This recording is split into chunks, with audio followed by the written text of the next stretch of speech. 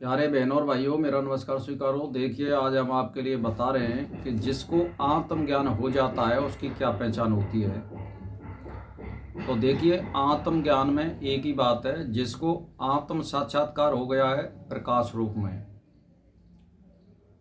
और उसने अच्छी साधु संतों की संगत करिए, तर्क द्वारा सिद्ध कर लिया है, वेद वेदांग और उपनिषद, चार वेद, वशिष्ठ, गीता, भागवत, इनका उसने गुरु के सानिध्य में अध्ययन कर लिया है।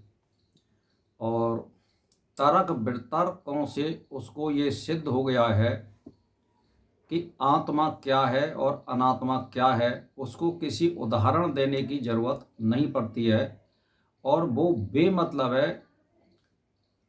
मतलब ये कि बेमतलब की वस्तुओं का संग्रह नहीं करेगा, क्योंकि जिसको हीरा मिल जाता है वो अन्य चीज़ों को पसंद नहीं करता है। जिसको आत्मज्ञान हो जाता है वो उससे नीचे नहीं उतरता है। तो मेरा कहने का मतलब यह है कि जिसे आत्मज्ञान हो गया, जिसने ब्रह्म को स्वरूप मान लिया, उसकी अनात्म पदार्थों के संग्रह की वृत्ति ही समाप्त हो जाती है। हीरा मिल जाने पर वह कंकड़ पत्थर का संग्रह नहीं करता है, और उसकी कभी इच्छा भी नहीं होती है कि मैं इसको सिद्ध करने के लिए कोई उदाहरण दूं, कि जिसने उसको देख लिया, उसके स्वरूप को जान लिया, ग्रंथों से समझ लिया और साधु संतों से तर्क संगत मान लिया, उसको किसी उदाहरण देने की ज़रूरत नहीं पड़ती है। तो वो बेमतलब की बेवजह की चीज़ों को ना अध्ययन करता है, ना वो किसी की बात को मानता है, और वो अड़िग होता है। वो कहीं भी चला जा, किसी भी संगत में चलो जा, उस पर बुरी भावनाओं का या बुरी संगत का फर्क नहीं पड़ता है। आजकल यूट्यूब पर बहुत ही भ्रामक प्रचार हो रहे हैं।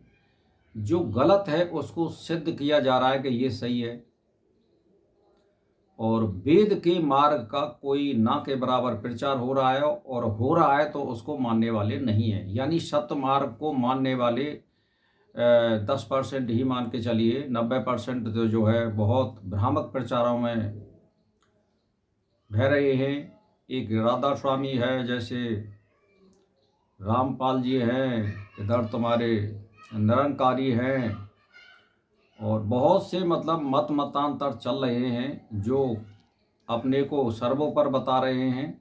और ये सारे जितने धर्म लिख रहे हैं ये वेदों से ही धर्म निकले हैं, अन्य कोई वो नहीं है। ये अपना अपना बता रहे हैं, वेद से परे कोई भी धर्म नहीं है।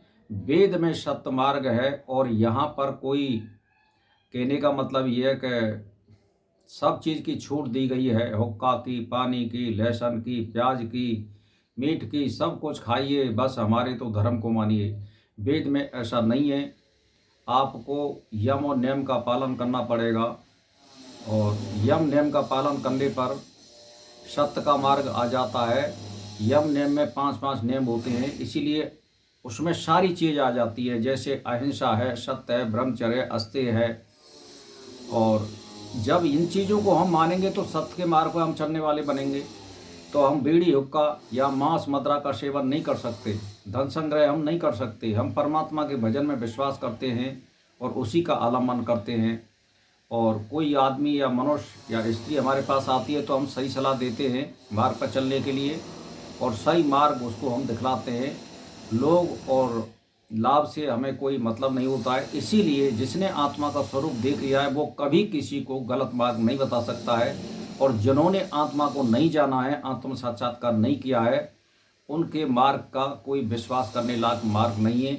वेद में सारी चीज़ दे रखी है। वेद के अनुयायी जितने भी हैं विश्व में, वो ही सत्य के पुजारी माने जाएंगे, अन्य नहीं माने जाएंगे। या हमारे 10 नाम के जो सन्यासी हैं वो अष्टांग योग का पालन कर रहे हैं, वो वेद का ही पालन कर रहे हैं।